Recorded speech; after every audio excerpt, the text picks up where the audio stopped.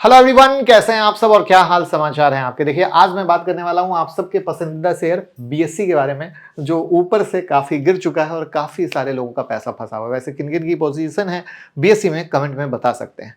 तो आखिर क्या हुआ है इस कंपनी के साथ, क्योंकि देखा जाए तो बहुत तरह की बातें आ रही है। ठीक है, तो हम समझने की कोशिश करेंगे विद डेटा फैक्ट, जो पूरे यूट्यूब पे आपको कहीं नहीं मिलेगा, कोई न्यूज चैनल वाला नहीं बताएगा, ये मैं आपको प्रॉमिस करता हूं। लेकिन वीडियो में आगे बढ़ने से पहले मैं आपको अपडेट दे देता हूं कि अब आपको खुद से स्टॉक्स नहीं ढूंढने होंगे, आपके लिए सेबी रजिस्टर्ड एनालिस्ट स्टॉक ढूंढ के देंगे। आप पूछोगे कैसे? तो अगर आप स्टॉक मार्केट में इन्वेस्ट करते हैं और एक्यूरेट रिकमेंडेशन चाहते हैं तो यूनिवेस्ट ऐप आपके लिए बेस्ट सॉल्यूशन है। यहाँ आपको सेबी रजिस्टर्ड रिसर्च एनालिस्ट से short term long term recommendation मिलती है, इक्विटी, फ्यूचर एंड ऑप्शन और कमोडिटी के लिए। तो अब आप कहोगे आखिर क्या खास है यूनिवेस्ट ऐप में? तो यहाँ सिर्फ रिकमेंडेशन ही नहीं, टाइमिंग भी मिलती है।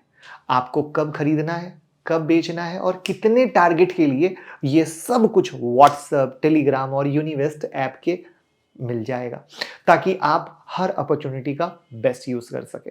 साथ में अगर आप अपना पोर्टफोलियो लिंक करते हैं तो फ्री एआई बेस्ड इनसाइट मिलेगी, जो आपको बैड इन्वेस्टमेंट एग्जिट करने और गुड इन्वेस्टमेंट मल्टीप्लाई करने में हेल्प करेगा। यूनिवेस्ट की इस बेहतरीन फीचर का फायदा ऑलरेडी 40 लाख से ज्यादा लोग यूज कर रहे हैं और ये इंडिया का नंबर 1 स्टॉक रिकमेंडेशन प्लेटफॉर्म है, जिसे ईटी ने best trade recommendation in stock market का अवार्ड भी दिया है। चार्जेस की बात करें तो सिर्फ 183 रुपीज पर मंथ से शुरू होने वाला सब्सक्रिप्शन प्लान के साथ प्रीमियम स्टॉक मार्केट इनसाइट लेना और भी आसान हो गया है। और अभी के लिए स्पेशल ऑफर है, डाउनलोड करें यूनिवेस्ट ऐप डिस्क्रिप्शन और कमेंट में दिए हुए लिंक से और आपको 3 फ्री रिकमेंडेशन मिलेंगे और 80% डिस्काउंट मिलेंगे सब्सक्रिप्शन प्लान पे। तो जल्दी से डाउनलोड कीजिए और ट्रेडिंग को अनदर लेवल पे ले जाइए। तो चलिए शुरू करते हैं। तो अब कंपनी 1875 में शुरू हुई थी, एशिया का सबसे पुराना और दुनिया का फास्टेस्ट स्टॉक एक्सचेंज में से एक है। अब बीएसयू का रेवेन्यू मॉडल क्या है? तो डाइवर्सिफाइड है, अलग अलग फाइनेंशियल सर्विस और ट्रेडिंग एक्टिविटी से पैसा कमाता है।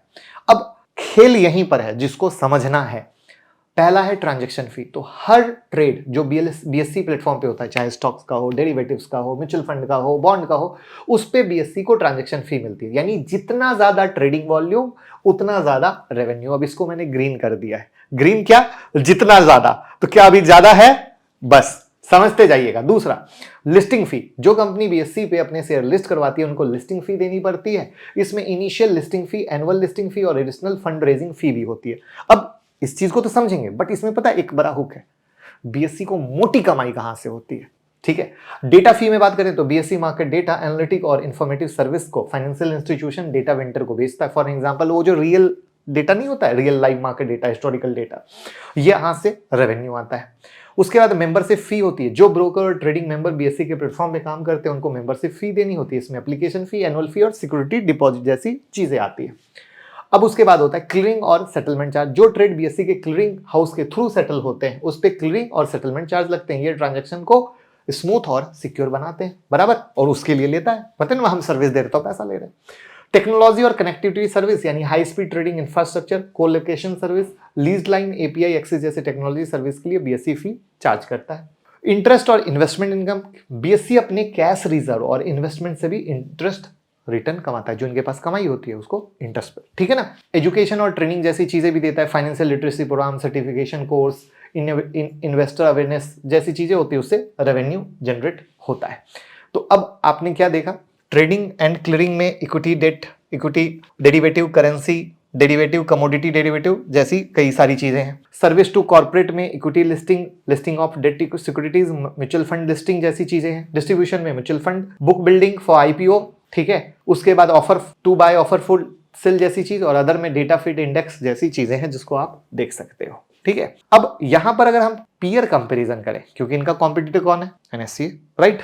तो अब हम ये देखते हैं Q3 फाइनेंशियल ईयर 2025। तो ट्रांजैक्शन चार्ज जो कैश फ्यूचर ऑप्शन है वो 72% का है और बीएससी का कितना है? 61% का। अब यहां पे कैश का कितना है? 26%, ऑप्शन का कितना है? 72%, फ्यूचर का कितना है? 2%। यानी आपको सब पता चल रहा है ऑप्शन से मोटी कमाई आ रही है। प्लस 61% आते ही समझ गए जो मैंने कहा था कि कहां से मोटी कमाई हो रही है। तो भैया ये जो ऑप्शन खेलते हो वहीं से सबसे ज्यादा मोटी कमाई इनको हो रही है। यानी इनके इनकम का सबसे बड़ा सोर्स ऑप्शन है, ठीक है। अब बाकी सर्विस के बारे में भी मैंने यहां पर डाला है कि कहां कहां से कितना आ रहा है, बट आप समझ पाओगे कि भैया बाकी कहानी छुट भैया और बाकी कहानी मोटा। लेकिन यहां पर हीरो कौन? हीरो है एनएससी। ठीक है, तो इस डेटा से हमें समझ में आ गया कि ट्रांजैक्शन चार्ज सबसे बड़ा रेवेन्यू जनरेटर है और ये ट्रांजैक्शन चार्ज ट्रेडिंग वॉल्यूम से लिंक होता है। जितना ज्यादा ट्रेडिंग वॉल्यूम होगा उतना ज्यादा चार्जेस एक्सचेंज कलेक्ट करता है और उतना ज्यादा प्रॉफिट एक्सचेंज अर्न करता है। और ट्रेडिंग वॉल्यूम में डेरिवेटिव सेगमेंट में ऑप्शन का सबसे ज्यादा। बराबर क्लियर? अब हम मार्केट शेयर की बात करते हैं ट्रांजैक्शन चार्ज में 31 दिसंबर 2024 का। तो कैश मार्केट में 6%, इक्विटी फ्यूचर में 0. चूंकि हम बीएससी की बात करें इसलिए हम एनएससी को नहीं कर रहे।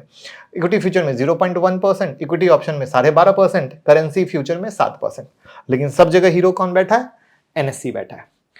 तो बीएससी का डेरिवेटिव सेगमेंट में मार्केट शेयर बहुत कम था। इसको इंक्रीज करने के लिए बीएससी ने एक्सपायरी डे ट्यूसडे कर दिया 1 जनवरी 2025 से, जो आप सबको पता है। अब हम देखते हैं ट्यूसडे शिफ्ट होने के बाद क्या खेला हुआ, और ये है खेला यहां पर। अब गौर कीजिए, दिसंबर 2024 में बीएससी का वॉल्यूम था 0.12 लाख करोड़। जनवरी 2025 के बाद सीधा हो गया 2.75 लाख करोड़। फरवरी में सीधा हो गया 3.62 लाख करोड़। मतलब ऐसा सिक्सर मारा कि बीएससी का हम तो हीरो हैं। बात समझ में आ रही? मैंने कहा था ना, ऐसा डेटा दिखाऊंगा कहीं नहीं मिलेगा। वीडियो को लाइक जरूर कीजिएगा मेरे दोस्त। बहुत मेहनत से हमारी टीम एक एक डेटा को अच्छे से सजाती है। तो अब सेबी के नवंबर 2024 में बहुत सारे रूल रेगुलेशन आए थे, जिसमें से एक रूल ये था कि एक्सपायरी डे वाला दिन अब आपको ऑप्शन ट्रेडिंग में ज्यादा मार्जिन जमा करवाना पड़ेगा। अब अगर हम ज्यादा मार्जिन देंगे किसी कॉन्ट्रैक्ट के लिए तो हमारे प्रॉफिट लॉस भी कम हो जाएंगे। इसलिए मेंबर्स अपनी पोजीशन एक्सपायरी डे से पहले ही काटने लगा अपना मार्जिन बचाने के लिए। एज अ रिजल्ट एक्सपायरी वाले दिन ट्रेडिंग मेंबर अब ऑप्शन में काम करने लगे। और एनएससी के निफ्टी वीकली थर्सडे थी एनएससी की, और बीएससी की वीकली फ्राइडे हुआ करती थी। बराबर। तो जैसा कि बीएससी ने अपने सेंसेक्स की वीकली एक्सपायरी फ्राइडे से चेंज करके ट्यूसडे रखी, राइट, और अचानक क्या हुआ? धमाका, राइट। अब लोग वेडनेसडे को पोजीशन स्क्वायर ऑफ करने लग गए और मंडे तक रखने लग गए। और दूसरी तरफ निफ्टी में लोग मंडे को पोजीशन बना के वेडनेसडे को स्क्वायर ऑफ करने लग गए। मामला क्लियर? रिजल्ट टर्नओवर आपके सामने है, डिस्ट्रीब्यूट हो गया। तो अब बात करते हैं बीएससी का शेयर क्यों गिरा। लेकिन उससे पहले 22 तारीख को रात में 9 बजे एक धमाकेदार सेशन होने वाला है कि किस तरीके से मार्केट गिर रहा है, तो पोर्टफोलियो कैसे होना चाहिए, ट्रेडिंग कैसे होनी चाहिए, आपका सोच कैसे होना चाहिए। 59 रुपीज के चार्ज में, लिंक डिस्क्रिप्शन में ज्वाइन कर लीजिएगा। तो अब सवाल आता है कि यहां तक तो आप समझ गए कहानी। अब बीएससी गिर क्यों रहा है? क्योंकि जब हमको किसी भी स्टॉक की एनालिसिस करनी हो तो पहले वो धंधा कैसे कर रहा है, धंधे को बढ़ाने के लिए वो क्या कर रहा है, इन सारी चीजों को समझना बहुत ज्यादा जरूरी होता है। सेबी का नया रूल आया इक्विटी डेरिवेटिव नवंबर 2024 में। मिनिमम कॉन्ट्रैक्ट साइज बढ़ा। 20 नवंबर से इंडेक्स डेरिवेटिव का मिनिमम कॉन्ट्रैक्ट साइज 5 लाख से बढ़कर 15 से 20 लाख रुपया कर दिया गया। इस स्पेकुलेटिव ट्रेडिंग क्या किस लिए किया गया कि जो वो उनका मानना था ये स्पेकुलेशन है, जुआ है, वो ट्रेडिंग कम हो जाएगी, सिर्फ बड़े इन्वेस्टर पार्टिसिपेट करेंगे। और उससे हुआ वही कि छोटे ट्रेडर मार्केट से दूर होते चले गए। और वो अब आज की डेट में कहाँ ट्रेड कर रहे हैं? क्रिप्टो में कर रहे हैं, राइट। अगर क्रिप्टो का अकाउंट ओपन करना हो तो लिंक डिस्क्रिप्शन में खोल लीजिएगा, गूगल फॉर्म भर दीजिएगा, क्योंकि क्रिप्टो में हम लोग फ्री लर्निंग देते हैं जिनका क्रिप्टो का अकाउंट हमारे साथ रहता है। वीकली एक्सपायरी कॉन्ट्रैक्ट की लिमिटेशन, अब सिर्फ एक बेंचमार्क इंडेक्स के लिए वीकली डेरिवेटिव कॉन्ट्रैक्ट ऑफर किया जा सका। यह भी 20 नवंबर से शुरू है, जिससे ज्यादा स्पेकुलेटिव एक्टिव कंट्रोल में आएगी। इससे बीएससी ने अपने बैंकर्स की जो वीकली एक्सपायरी है खत्म कर दी और सिर्फ मंथली एक्सपायरी रखी। इससे भी बीएससी के ट्रांजैक्शन चार्ज कम होंगे। यानी कहां कहां धंधा गिरता जा रहा है, ठीक है। तो यहां भी धंधा गिरा, यहां भी धंधा गिरा।